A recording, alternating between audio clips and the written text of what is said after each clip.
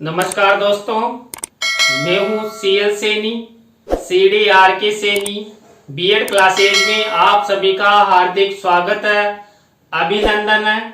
देखिए, हमारे चैनल के माध्यम से आप सभी के लिए आपके सभी शिक्षण विषयों पर आधारित पाठ योजना निर्माण कार्यक्रम चलाया जा रहा है। इस पाठ योजना निर्माण कार्यक्रम के अंतर्गत हम आपको पाठ योजनाओं का निर्माण करना बताते हैं।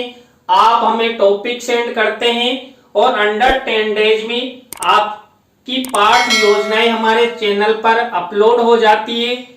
देखिए, आज की जो हमारी लाइव क्लास होने जा रही है, इस लाइव क्लास में हम हिंदी पद्य पाठ योजना क्रमांक 10 के अंतर्गत सूरदास के पद, देखिए जो सूरदास जी के पद हैं, ये हमारे जो कृष्ण भगवान है, इनकी बाल लीला से संबंधित है। तो यहाँ पर जो सूरदास के पद हैं, या कई पुस्तकों में सुर के पद के नाम से भी ये टॉपिक आता है। तो श्री कृष्ण की बाल लीला पर आधारित हम यहाँ पर सूरदास के एक पद पर आपको पाठ योजना का निर्माण करना बताएंगे कि आप किस तरह सूरदास के पदों पर, चाहे कौन सा भी पद आ जाए, आप पाठ योजना कैसे बना सकते हैं। तो आप सब बने रहें हमारे साथ, हमारे चैनल के साथ। और यदि आप हमारे चैनल पर पहली बार आए हैं तो हमारे चैनल को सब्सक्राइब करें और पास ही बने बेल आइकन को जरूर दबावें। देखिए, यहाँ पर जब हम हिंदी पद्य पाठ योजना का निर्माण करते हैं तो सबसे पहले वही श्यामपट्ट पूर्ति, चाहे आप कोई सा भी विषय हो जिसकी आप पाठ योजना बनाना चाहते हैं, तो श्यामपट्ट पूर्ति तो आपको करनी होती है, जिसके अंतर्गत हम विद्यालय का नाम, कक्षा, दिनांक, विषय, विधा, कालांश का समय और बीच सेंटर में हमारा प्रकरण लिखते हैं। देखिए, यहाँ पर बीच सेंटर में हमने हमारा प्रकरण लिखा है सूरदास के पद, जो किससे संबंधित है, श्री कृष्ण की बाल लीला से संबंधित है। तो ये श्यामपट्ट पूर्ति आपको करनी है। श्यामपट्ट पूर्ति के बाद आपको उद्देश्यों का निर्माण करना है। उद्देश्यों और हमारे मुख्य प्रकरण के आधार पर आपको विशिष्टीकरण और अपेक्षित व्यवहारगत परिवर्तन बनाना है। देखें, यहाँ पर जब हम हिंदी पद्य पाठ योजना में उद्देश्यों का निर्माण करते हैं, विशिष्टीकरण का निर्माण करते हैं, अपेक्षित व्यवहारगत परिवर्तन का निर्माण करते हैं, तो 6 उद्देश्य लेते हैं। पहला उद्देश्य ज्ञानात्मक से रिलेटेड होता है। देखिए, यहाँ पर ज्ञानात्मक से रिलेटेड आपको इस तरह ये विशिष्टीकरण बनाना है और इस तरह आपको ये अपेक्षित व्यवहारगत परिवर्तन बनाना है। इसी तरह जो दूसरा उद्देश्य होता है हिंदी पद्य पाठ योजना में, अर्थ ग्रहणात्मक, क्योंकि देखिए यहाँ पर ये पद्य है, इसलिए यहाँ पर इस पद्य का हम अर्थ ग्रहण करते हैं, तो अर्थ ग्रहण का उद्देश्य लिया जाता है। तो अर्थ ग्रहणात्मक से रिलेटेड ये विशिष्टीकरण आपको बनाने हैं और ये अपेक्षित व्यवहारगत परिवर्तन आपको बनाने हैं। इसके बाद हमारे 3rd नंबर का उद्देश्य आता है अभिव्यक्त्यात्मक। अभिव्यक्त्यात्मक से रिलेटेड आपको ये विशिष्टीकरण बनाना है और ये अपेक्षित व्यवहारगत परिवर्तन आपको बनाना है। इसी तरह कौशलात्मक से रिलेटेड आपको ये विशिष्टीकरण बनाना है और ये अपेक्षित व्यवहारगत परिवर्तन बनाना है। 5th नंबर का उद्देश्य होता है अभिरुच्यात्मक। देखिए, अभिरुच्यात्मक से रिलेटेड आपको ये विशिष्टीकरण बनाना है और ये अपेक्षित व्यवहारगत परिवर्तन बनाना है।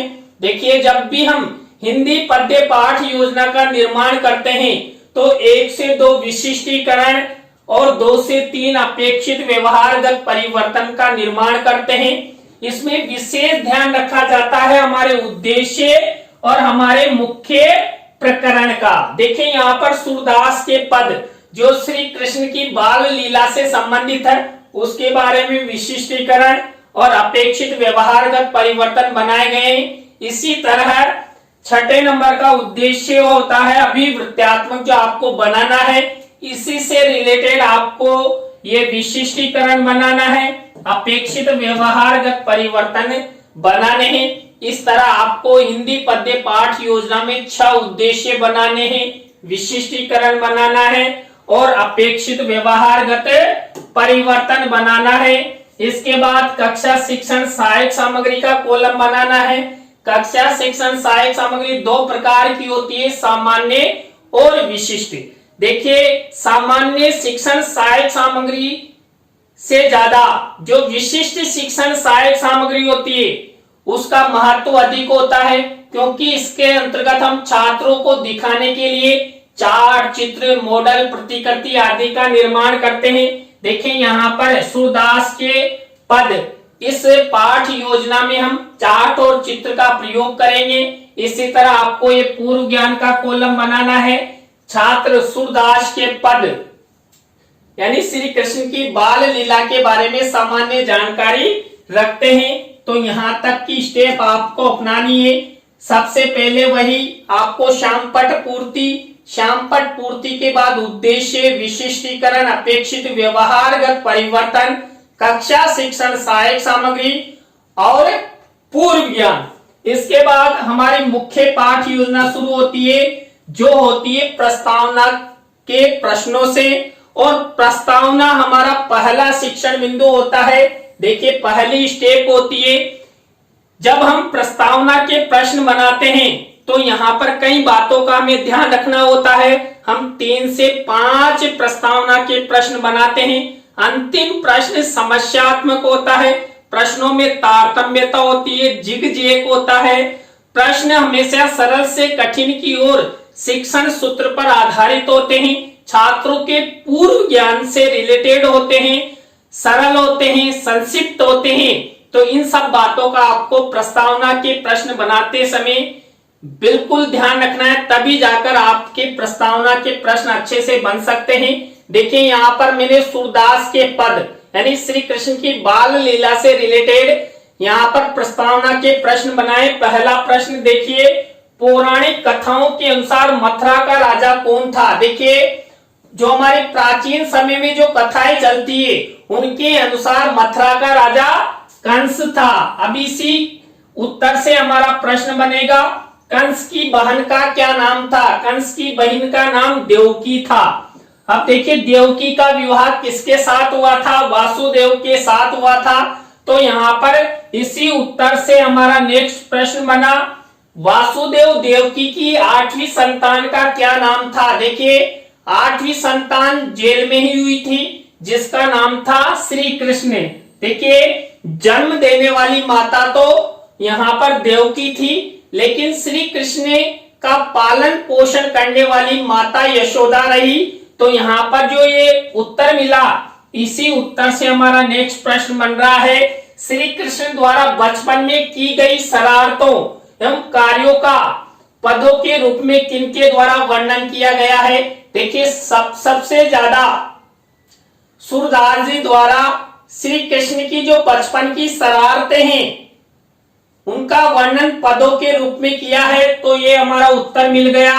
अब इसी उत्तर से हमारा नेक्स्ट प्रश्न बनेगा, सूरदास के पद यानी श्री कृष्ण की बाल लीला के बारे में आप क्या जानते हैं? या सूरदास के पद जो श्री कृष्ण की बाल लीला से रिलेटेड है, उन पदों के बारे में आप सब क्या जानते हैं? तो ये अंतिम प्रश्न समस्यात्मक हो गया। उत्तरों से प्रश्न बनाए गए, प्रश्नों में तारतम्यता है, जिग-जैग है, सरल से कठिन की ओर शिक्षण सूत्र का प्रयोग किया गया है और छात्रों के पूर्व ज्ञान पर आधारित है। तो ये हुई हमारी प्रस्तावना। दूसरा शिक्षण बिंदु हमारा चलता है उद्देश्य कथन का। देखिए, उद्देश्य कथन के अंतर्गत जो हमारा मुख्य प्रकरण होता है, इस मुख्य प्रकरण से रिलेटेड उद्देश्य कथन किया जाता है किनके द्वारा? छात्र अध्यापक, छात्र अध्यापिका द्वारा।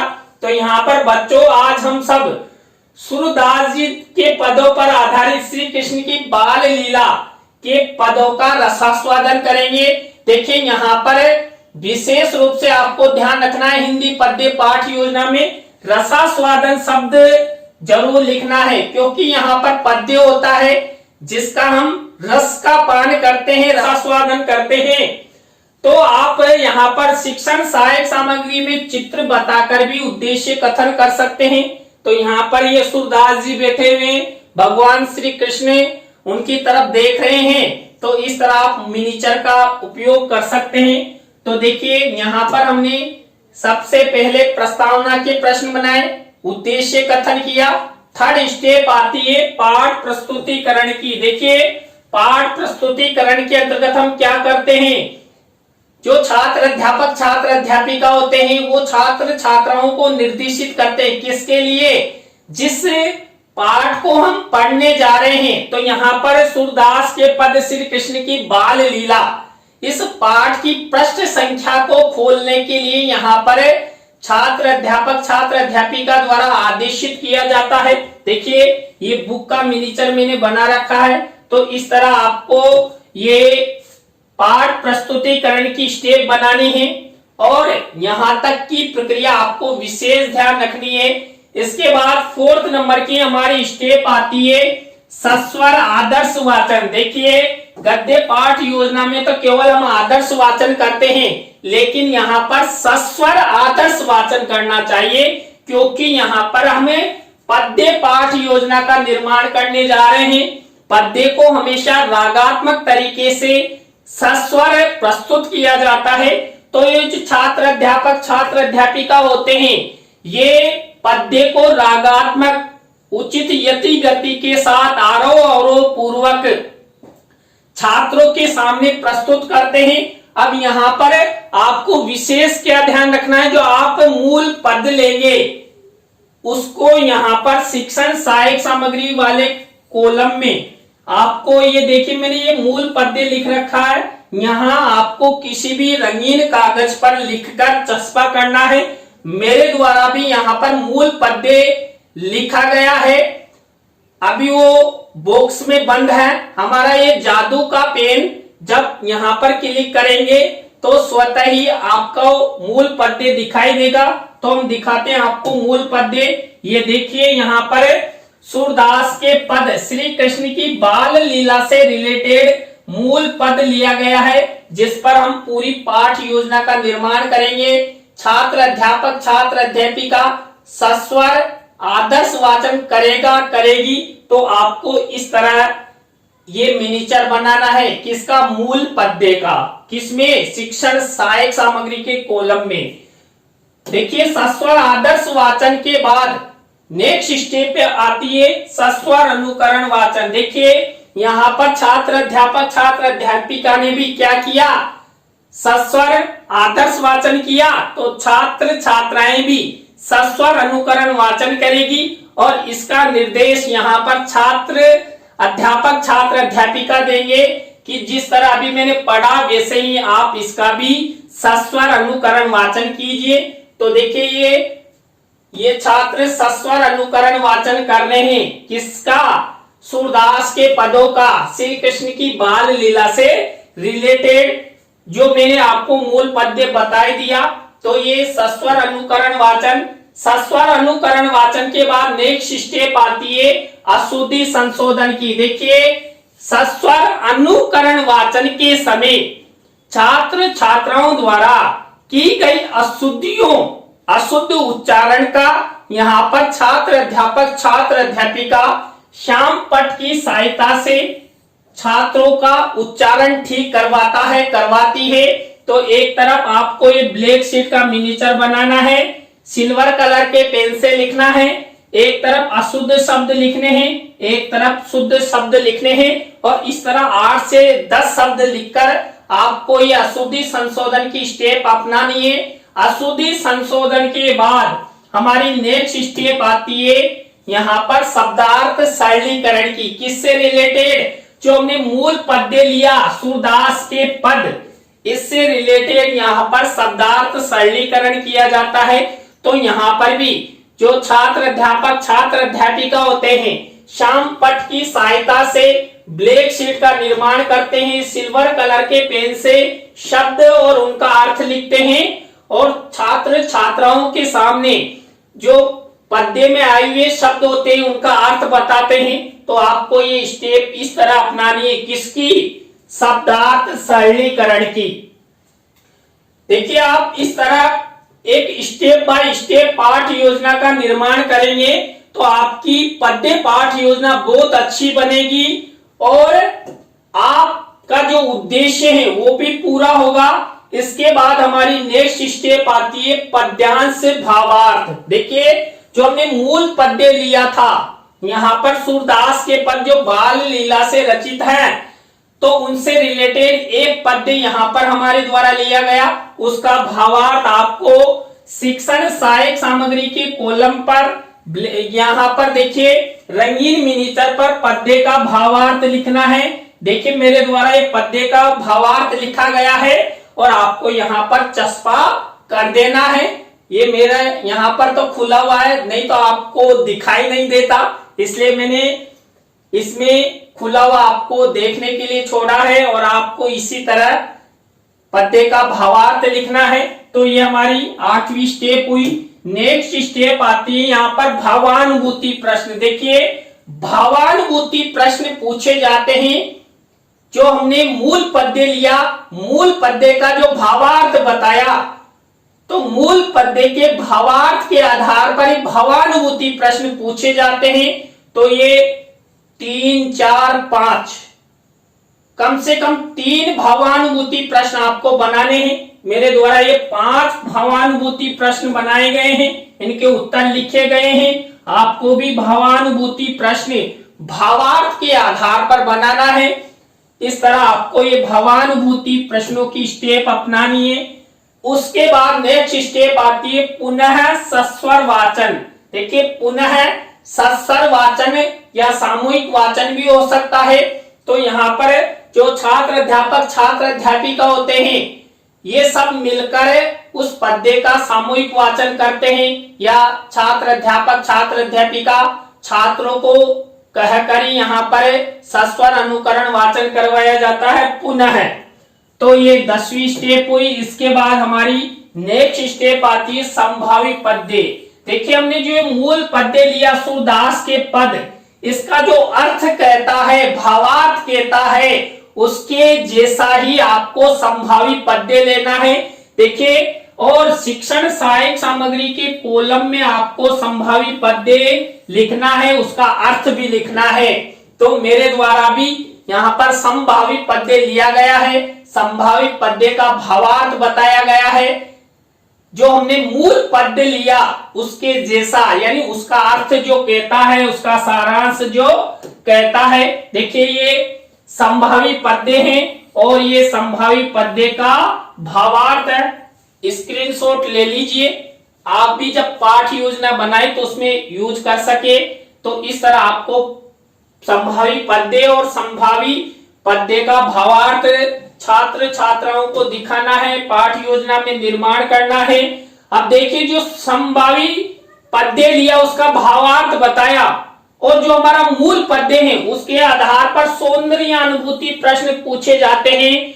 सौंदर्य अनुभूति प्रश्न में क्या करते हैं, 2 प्रश्न मूल पद्य से और 2 प्रश्न जो हमने संभावी पद्य लिया उससे रिलेटेड, एक प्रश्न दोनों का तुलनात्मक यहाँ पर प्रश्न बना दिया जाता है। देखिए मेरे 5 प्रश्न बनाए, इस तरह आपको ये सौंदर्य अनुभूति प्रश्न बनाने हैं। सौंदर्य अनुभूति प्रश्नों के बाद आपको क्या करना है, मूल्यांकन प्रश्नों की स्टेप अपनानी है। देखिए मूल्यांकन प्रश्नों के अंतर्गत मैंने आपको कई दफा बता दिया है, हम 3 तरह के प्रश्न लेते हैं।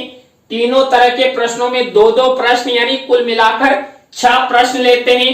वस्तुनिष्ठ प्रश्न रिक्त स्थानों से रिलेटेड या सत्य असत्य से रिलेटेड या लघुत्रात्मक अति लघुत्रात्मक से रिलेटेड यहाँ पर मूल्यांकन प्रश्न लिए जाते हैं। ये ब्लूप्रिंट की श्रेणी में आता है। तो आपको वही ब्लैक शीट का निर्माण करना है, सिल्वर कलर के पेन से मूल्यांकन प्रश्न लिखना है। तो ये मूल्यांकन प्रश्नों की स्टेप हुई। मूल्यांकन प्रश्नों के बाद हमारी नेक्स्ट स्टेप आती है गृह कार्य की। देखिए गृह कार्य में भी वही श्यामपट्ट कार्य वाले कॉलम में वही ब्लैक शीट का निर्माण और सिल्वर कलर के पेन से आप 1 या 2 यहाँ पर होमवर्क के क्वेश्चंस लिखेंगे। तो इस तरह आपको ये हिंदी पद्य पाठ योजना का निर्माण करना है। आज की लाइव क्लास में हमने हिंदी पद्य पाठ योजना क्रमांक 10 के अंतर्गत सूरदास के पद के अंतर्गत एक पद्य लेकर आपको पाठ योजना का निर्माण करना बताया। आज की पाठ योजना की लाइव क्लास आपको कैसी लगी कमेंट्स में हमें जरूर बताएं। अच्छी लगी हो तो लाइक करें, कमेंट्स करें और शेयर जरूर करें दोस्तों। यदि आप हमारा इसी तरह सपोर्ट करते रहेंगे तो हम भी आपके द्वारा जो भी टॉपिक हमें सेंड किए जाते हैं तो शीघ्र से शीघ्र बनाने का प्रयास करेंगे। बस आप हमारा सपोर्ट करते रहें और हम भी आपके लिए कुछ न कुछ नया करते रहेंगे। इसी तरह नई पाठ योजना की लाइव क्लास के साथ फिर मिलते हैं। सीएल सैनी के साथ CDRK सैनी बीएड क्लासेज पर। जय हिंद, जय भारत, राम राम साहब।